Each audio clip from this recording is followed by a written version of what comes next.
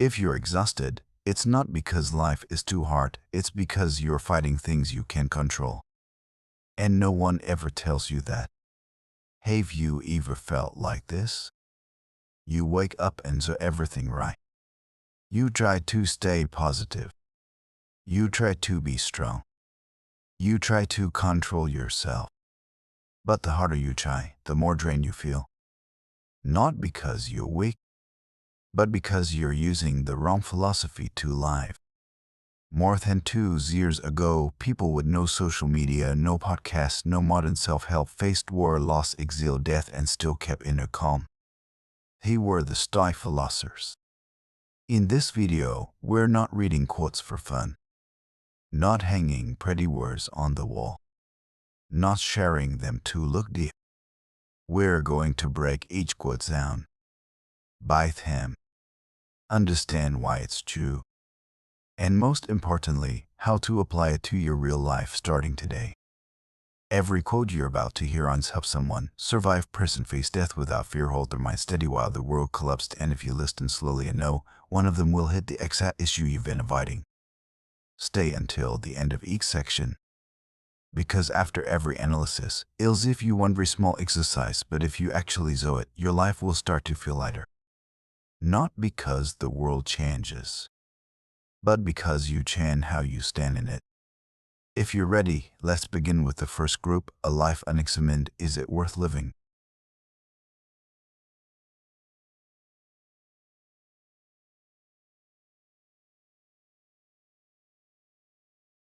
Here's a truth very few people say out loud: of people aren't really living, they were just staying busy until they die. The unexamined life is not worth living. Socrates didn't say this to sound smart. He said it as a warning. What is an unexamined life?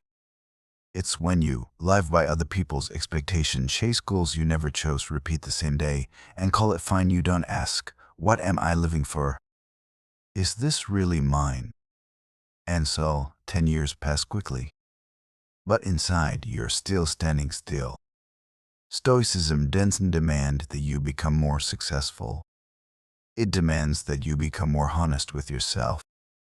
Life can only be understood backwards, but it must be lifewards. This line hits hard if you really hear it. We only understand life in hindsight, but we're forced to live it without a map. You're never sure, was today's decision right or wrong? Is this choice worth it? And that uncertainty is one of the deepest human fears. Stoicism doesn't promise certainty. It takes you the courage to move without it. Life first, understand later, and take responsibility for both. Be kind, for everyone you meet is fighting a hard battle. Many people think this quote is about kindness. Not exactly. Plato is pointing to something deeper. You never know the battle inside someone else. And this turns back toward you. You don't need to prove you're okay, hold yourself tethered for approval, compare your pain to others, because living is already hard to know. Stoicism doesn't teach you to judge. It teaches you to understand human beings, starting with yourself. 3 quotes. 3 angles. 1 shared message: if you don't stop to examine your life, life will move on automatically, and you'll just be a passenger. Tonight or tomorrow morning, so these 3 small things: exercise 1, self-examination 5 minutes, write and answer honestly, if I wasn't afraid of being judged, what would I live differently? Exercise 2, look backward 3 minutes, ask yourself, which decision in my past shaped who I am today? No blame, just understanding. Exercise 3, conscious kindness tomorrow, choose 1 person and don't judge, don't fix, just listen. That's how philosophy is practiced in real life. And if you think those quotes were already heavy, the next ons hit the source of human suffering itself, not circumstances, but how we react to them.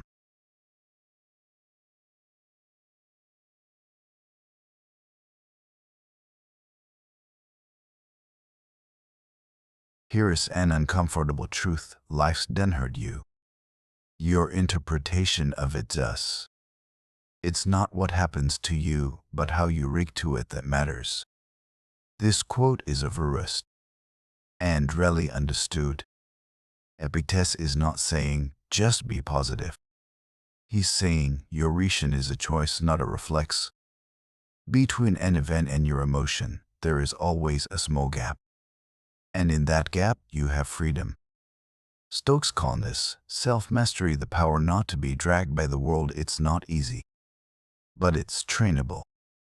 You have power over your mind, not outside events. Realize this, and you will find strength. Marcus Aurelius was an emperor. He had power.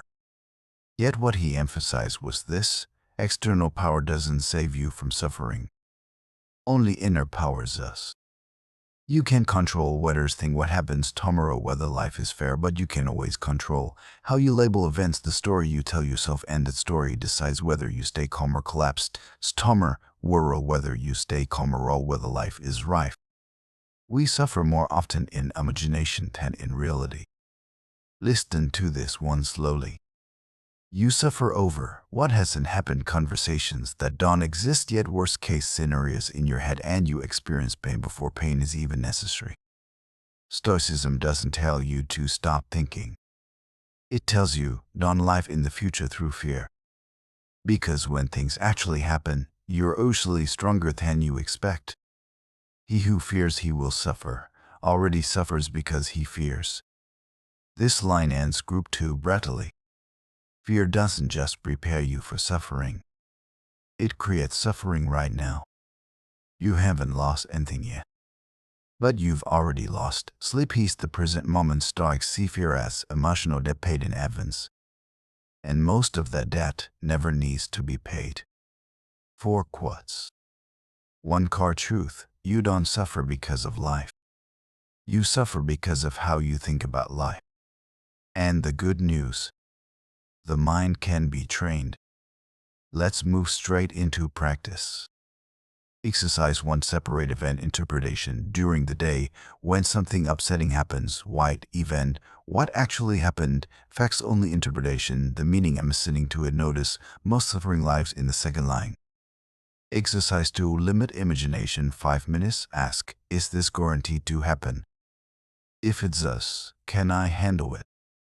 9% of the time, the answer is yes. Exercise 3: the core Stoic question. Whenever you feel overwhelmed, is this within my control? If not, let go. If yes, there is no third option. And if mastering the mind already feels difficult, the next group makes it even harder: freedom, responsibility, and the weight of choosing your own life.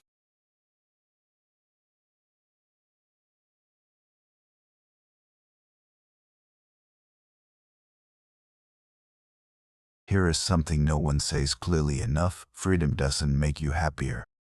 Freedom makes you more responsible. Man is condemned to be free. This is not a romantic line. It's a sentence. Sarch means you're not born with a script. Here's no destiny to blame. No one can live your life for you. Whether you choose or don't choose, you are still choosing. Not deciding is still a decision. Stoicism agrees at a deep level. You don't control circumstances, but you are always responsible for how you live within them. Change your life today. Don't gamble on the future. This sounds like self-help, but it's actually ruthless, because it breaks a familiar lie. I'll do it when things calm down, when the timing is better. The truth is, there is no perfect moment, no future version of you that's more ready. Every day you don't change, you're actively choosing to stay the same. Stoics call this conscious procrastination. When we are no longer able to change the situation, we are challenged to change ourselves. Frankl didn't write this from a peaceful room. He wrote it after surviving a concentration camp. He lost his family, his freedom, his dignity, but he preserved one final thing: the freedom to choose his attitude. Stoics call this the less human force, the one thing no one can take from you. When you can change the situation, the question is no longer, why is this happening to me? But, who will I become in this? 3 quotes. 1 uncomfortable truth: freedom ends if you safety. It forces you to write your life every day. No one is coming to save you, but no one is stopping you either. If all of this feels heavy and abstract, don't worry. We go straight into practice. Exercise 1. Identify the avoided choice. 5 minutes. Right. Is there a decision I'm delaying because I'm afraid of responsibility? No solutions. Just honesty. Exercise 2. The final power. During the day, when facing something unchangeable, ask, what attitude here is still within my control? That's where real freedom lies. Exercise 3. Small, imperfect action. Choose one thing you've delayed for a long time. Enjoy it in a version that is small, imperfect, but real. Stoics believe action corrects thinking better than thinking corrects thinking.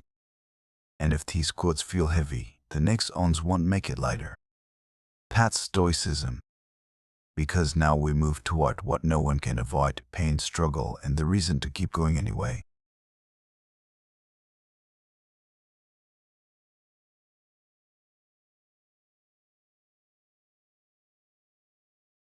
Listen carefully to this. The problem is not whether you suffer. The problem is what you do with that suffering. He who has a vital life can bear almost anyhow. This quote isn't for when things are going well. It's for moments when you've lost motivation, you can see a way out, you're just trying to survive the day. Nietzsche isn't saying be stronger. He's saying find a reason big enough. Because the how can be brutal. But if the why is clear, no, you don't break as quickly as you think. Stoicism doesn't take you to avoid pain. It teaches you to enter your life to a value deep enough. The struggle is self-taught. The highs is enough to feel a man's hurt. Camus looks at life directly. No guarantees, no certain rewards, no meaning handed to you, and still, he says, the act of continuing to climb is enough to feel the human hurt. Stoicism and Camus meet here. Value is not in the outcome. Value is in how you face things. You don't need to win every battle. Prove your pain meant something. You only need this. Don't betray yourself when it's hardest. 2 quotes. 1 uncomfortable truth. Suffering is not proof you're on the wrong path. Often, it's the cost of living honestly. And without a why, every how will eventually crush you. Exercise 1. Find your personal why. Whying within. Complete this sentence. Even though this is very hard, I still choose to continue because it does need to be noble. It just needs to be true.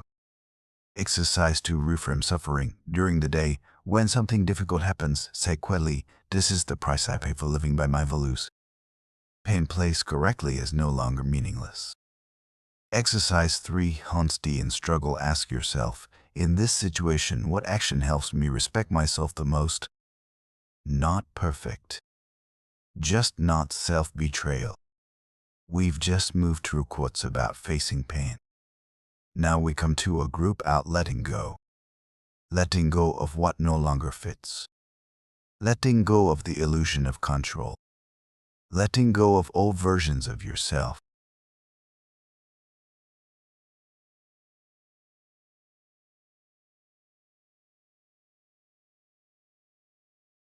Here is a paradox. What hurts you most is often not loss, but trying to hold on to what has already changed. No man ever steps in the same river twice. This sounds poetic, but it's a wake-up slap. The river chants, and so you. Stoicism emphasizes this: everything is moving. And if you try to stay still, you're the one who suffers first. Much suffering comes from wanting people to stay the same, yourself to stay the same, life to freeze at one beautiful moment, but reality doesn't wait. When I let go of what I am, I become what I might be. Letting go is not losing. It's making space. You cannot become a new person while clinging tightly to an old identity. Stoics call this a flexible self. Not attached to roles, images, other people's expectations. You don't disappear when you let go. You become freer. The more you struggle to life, the less you lie. Give up the notion that you must be sure of what you are doing. Spinoza is saying something uncomfortable. You don't need certainty in order to live. Many people don't dare to begin and change because they're waiting to feel ready. Stoicism says certainty is an illusion. Movement is life. 3 quotes. One core truth: life is a current. Clinging is suffering. Moving with it is living. Letting go doesn't make you weaker. It makes you more aligned with reality.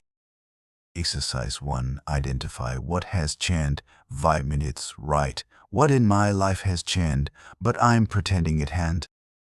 Just noticing is already the first step of letting go. Exercise 2. Drop one label during the day. Choose one label you often use for yourself. I'm just this kind of person. I never, and don't use it for 2 or hours. Exercise 3. Act without certainty. Do one small thing, without knowing the outcome, without guarantees, but aligned with who you are becoming. Letting go doesn't live in thought. It lives in action. After letting go, the remaining question is, what is enough? How much is enough? And where does real happiness come from?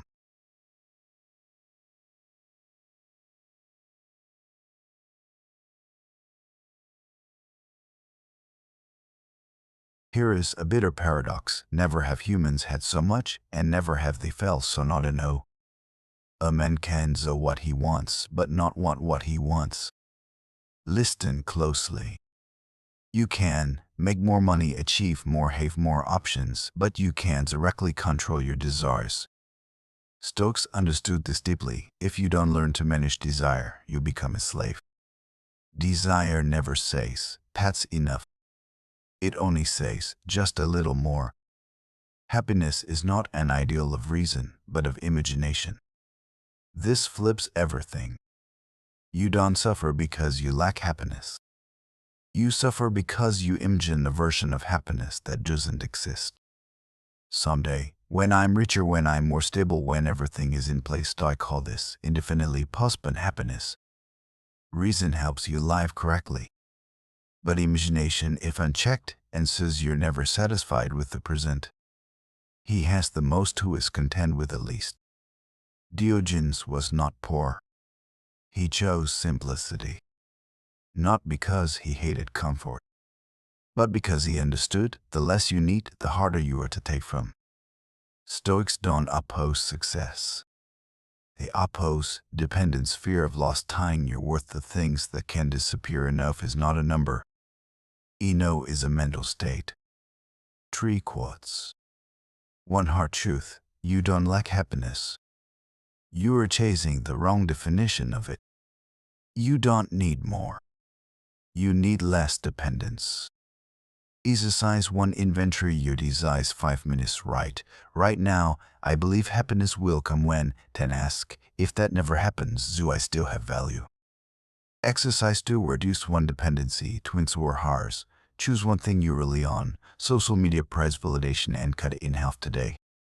Can you do that? Exercise 3. Redefine enough. Complete this sentence. For me, enough is when no comparison, no borrowed definitions. After learning enough, there's one final group left. A group out silence, being alone, and the courage to think without handrails. You've stayed with me this far in today's journey through Stoic philosophy. So let's walk the last stretch tether. Let's arrive at the final group, together exploring, together sharing the values of Stoicism.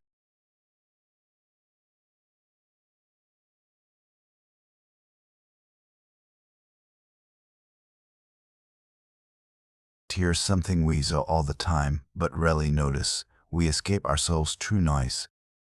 All of humanity's problems stem from man's inability to sit quietly in a room alone. Pascal isn't talking about loneliness. He's talking about avoidance. Humans are afraid of stillness, doing nothing, lack of distraction, because when it's quiet, you start hearing your real thoughts. Stoics understood this well. If you can't tolerate silence, you will always need something to fill the space, no matter how empty it is. Thinking without banisters. This may be the shortest line, and the most demanding. What those white banisters mean? Thinking without leaning on, the crowd popular opinions what makes you likable. Stoics call this inner independence. You may be misunderstood, just seen as different, but in return, you don't live on borrowed beliefs. 2 quotes. One final question: can you be alone with yourself? Because if you can tolerate silence, you don't think for yourself, you always need external validation. Then even if you're free, you're not truly self-governing. Exercise 1. Minutes of real silence daily. No phone, no music, no journaling. Just sit and watch thoughts come and go. Stoics don't meditate to escape. They meditate to face things directly. Exercise 2. 1 unpopular opinion this week. Hold one position even if it's not popular, but you've thought it through. No arguments needed. Just don't betray your understanding. Exercise 3. The Stoic end of day question before sleep. Ask, today did I live according to what I believe is right? Not perfect, just honest. Stoicism doesn't promise an easier life or constant happiness. It promises one thing: you will no longer live in inner chaos. If you made it this far, remember, not everyone who finishes this video will change, but anyone who practices will begin to live lighter. And if you went, we can continue. Not by watching more, but by living differently, one day at a time. Before you leave this video, I want you to pause for 3 seconds. Not to do anything. Just to ask yourself one question: what in this video made me uncomfortable? Not the best quote. Not your favorite one. The one that bothered you most. Because very often, that's exactly what you need to face right now. Stoicism doesn't change your life just by listening. It starts changing you when you take one idea out of this video and live within the real world. If you want to do one very small thing right now, do this: pick one exercise from today's video. Not all of them. Just one. And do it within the next 2 hours. Don't post it. No one needs to know. Just you and yourself. That's how philosophy actually begins to work. If this video gave you nothing, you're free to leave right now, completely fine. But if even one line here made you think longer than usual, stay with this channel. Not to consume more, but to live deeper. If you want to continue this journey with me, hit subscribe, not for the algorithm, but because you want one post each week to reflect on yourself. Or leave a comment. It doesn't need to be clever. Just answer this question honestly: what quote stayed with you the longest today? No explanation needed. Thank you for staying until the end. Not everyone can do that. And if you leave today with a slightly lighter mind, then this video has done its job. We'll meet again. Not in the next video, but in how you live starting tomorrow.